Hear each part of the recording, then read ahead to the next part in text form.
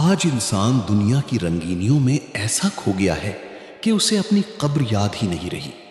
حالانکہ قبر وہ پہلی منزل ہے جہاں بادشاہ بھی اکیلا جاتا ہے اور غریب بھی اکیلا جاتا ہے۔ ہمارے پیارے نبی محمد نے فرمایا کہ قبر آخرت کی پہلی منزل ہے۔ اگر انسان وہاں کامیاب ہو گیا تو آگے کی منزلیں آسان ہوں گی، اور اگر وہاں ناکام ہو گیا تو آگے کی منزلیں زیادہ سخت ہوں گی۔ سوچو، جس بستر پر آج سکون سے سوتے ہو، ایک دن مٹی کا بستر ہوگا۔ جس جسم کو آج خوشبو لگاتے ہو، ایک دن اسی جسم پر مٹی ڈال دی جائے گی۔ دوست، رشتہ دار سب واپس چلے جائیں گے، مگر قبر میں تمہارے ساتھ صرف تمہارے اعمال رہ جائیں گے۔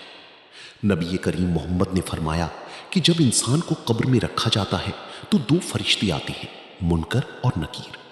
وہ پوچھتے ہیں، تیرا رب کون ہے؟ تیرا دین کیا ہے؟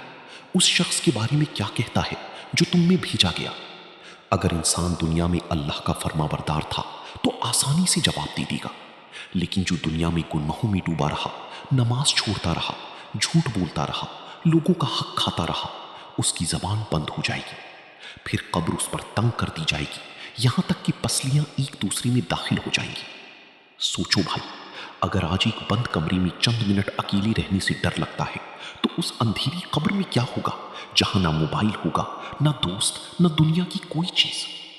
ابھی وقت ہے، نماز پکڑ لو، قرآن سے تعلق جوڑ لو، ماں باپ کی عزت کرو، حرام کام چھوڑ دو، کیونکہ موت اچانک آتی ہے اور قبر ہر انسان کا انتظار کر رہی ہے۔